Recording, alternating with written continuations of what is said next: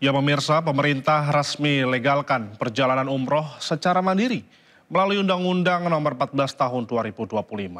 Meski membuka kemudahan, kebijakan ini juga menuai penolakan dari Asosiasi Penyelenggara Haji dan Umroh. Pemerintah resmi memperbolehkan pelaksanaan ibadah umroh secara mandiri tanpa harus melalui Biro Perjalanan Umroh.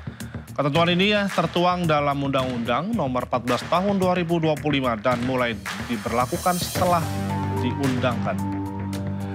Dengan demikian, jamaah kini memiliki keleluasaan mengatur sendiri perjalanan umroh, termasuk pengurusan visa, tiket, akomodasi, dan kebutuhan ritual tanpa melalui pihak ketiga.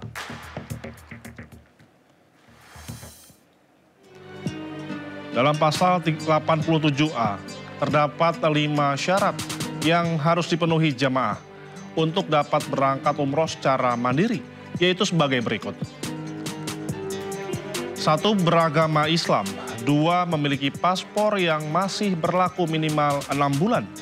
3. Memiliki tiket pesawat pergi pulang ke Arab Saudi. 4. Memiliki surat keterangan sehat dari dokter. 5. Memiliki visa serta bukti pembelian paket layanan dari penyedia resmi melalui sistem informasi kementerian.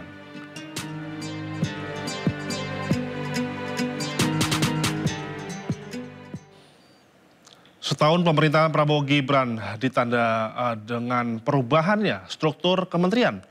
Badan Penyelenggara Haji dan Umroh berubah menjadi Kementerian Haji, sementara Kementerian Badan Usaha milik negara turun status menjadi Badan Pengaturan BUMN.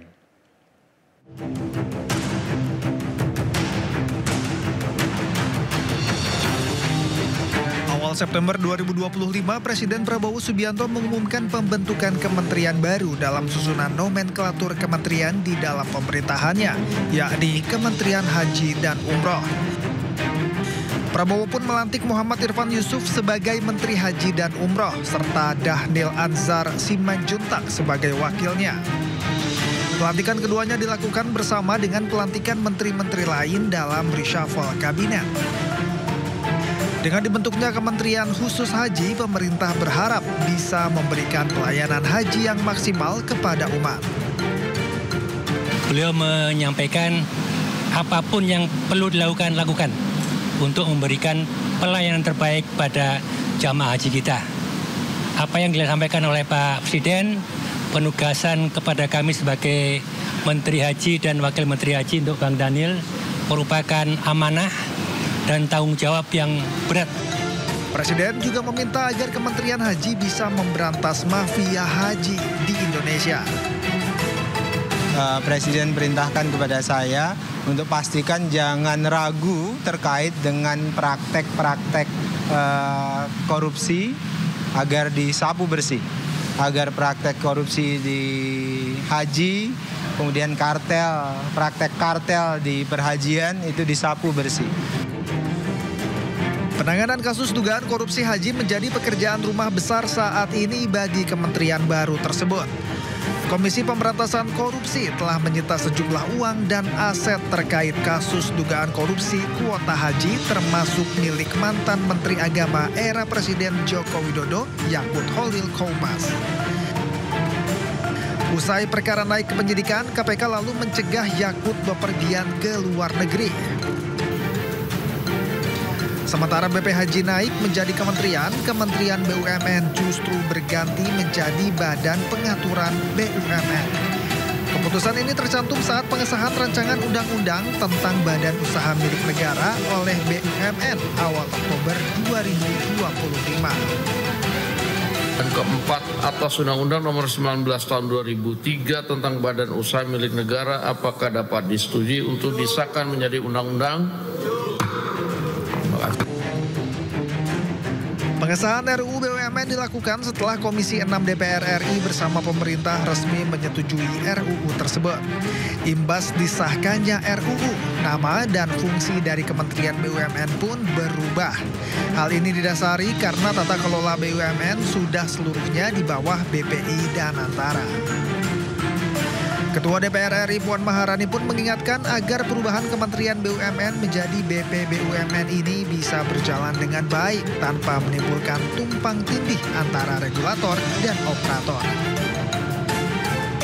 Semoga implementasi di lapangannya memang bisa berjalan dengan baik seperti semangat yang disampaikan oleh Bapak Presiden bahwa BUMN sebagai badan usaha milik negara memang harus berfungsi dan berperan harusnya sebesar-besarnya sesuai dengan pasal 33 adalah untuk seluruh rakyat Indonesia yang mana sekarang sudah ditarik ke Danantara, jadi jangan sampai kemudian ada tumpang tindih antara regulator dan operator. Jadinya perbaikan ini tentu saja insya Allah akan membawa manfaat bagi masa depan Indonesia ke depannya. Selain perubahan nomenklatur, Undang-Undang baru BUMN juga mengatur sejumlah poin lain, termasuk larangan rangkap jabatan untuk menteri dan wakil menteri pada direksi, komisaris, dan Dewan Pengawas BUMN sebagai tindak lanjut putusan Mahkamah Konstitusi. Sejak dilantik Presiden Prabowo Subianto pada 8 September 2025, Menteri Keuangan Purbaya Yudi Sadewa melakukan sejumlah gebrakan. Tak jarang gebrakannya ini bersinggungan dengan sejumlah lembaga pemerintahan.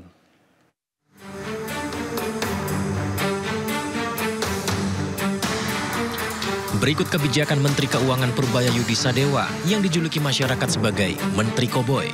Pertama, pindahkan dana SAL 200 triliun rupiah dari BI ke bank-bank himbara. Gebrakan Purbaya ini memindahkan dana saldo anggaran lebih atau SAL negara yang selama ini ditempatkan di Bank Indonesia ke sistem perbankan dalam negeri. Dana 200 triliun rupiah ditempatkan di 5 bank milik pemerintah dalam bentuk deposito on call mulai 12 September lalu. Kebijakan diatur dalam Keputusan Menteri Keuangan nomor 276 tahun 2025 dengan proporsi 55 triliun rupiah ke Bank Mandiri, BRI, dan BNI. Kemudian 25 triliun rupiah ke BTN dan 10 triliun rupiah untuk BSI. Kedua, perangi rokok ilegal. Sejumlah operator e-commerce dipanggil untuk memastikan mereka melarang penjualan rokok ilegal di platform masing-masing. Pemerintah juga mengecek penjualan produk tanpa pita cukai di toko-toko eceran dan warung kelontong. Ketiga, tidak naikkan cukai rokok 2026. Purbaya memutuskan tidak ada kenaikan harga jual eceran rokok dan tidak ada kenaikan cukai hasil tembakau atau CHT untuk tahun depan. Keempat, kejar 200 pengemplang pajak. Dari sisi penerimaan pajak, Purbaya mengejar dan dilakukan penagihan terhadap 200 penunggak pajak dengan total hingga 60 triliun rupiah. Kelima, perubahan anggaran TKD 2026. Pemerintah menambah alokasi anggaran TKD dalam APBN 2026 sebesar 43 triliun rupiah dari 649,99 triliun menjadi 693 triliun rupiah.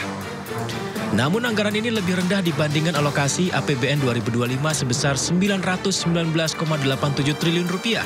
Purbaya menyebut hal ini dikarenakan menemukan banyak penyelewengan penggunaan anggaran TKD oleh Pemda. Kebijakan ini sempat menjadi viral, di mana sejumlah kepala daerah mendatangi Purbaya Yudi di kantornya. Keenam, perbaikan Kortex. Untuk perbaikan sistem inti administrasi perpajakan atau Kortex, Purbaya menerjunkan tenaga ahli dari luar Kemenkyu.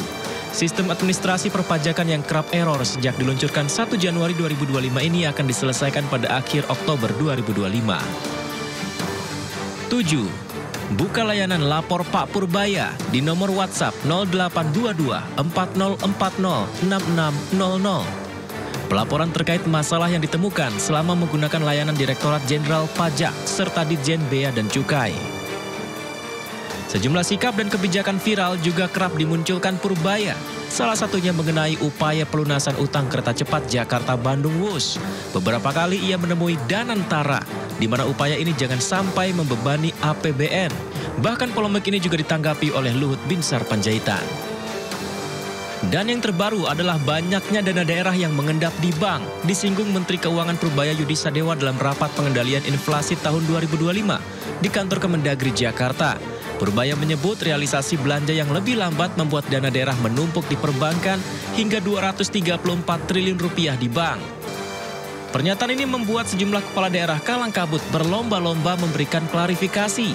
Bahkan Gubernur Jawa Barat Deddy Mulyadi rela melakukan pengecekan ke Bank Jabar, Kementerian Keuangan, dan Kemendagri. Lantas, akan bertahan hingga berapa lama lagi taring seorang Menteri Keuangan Purbaya Yudisadewa? Dan benarkah ini akan berpengaruh terhadap kesejahteraan masyarakat Indonesia?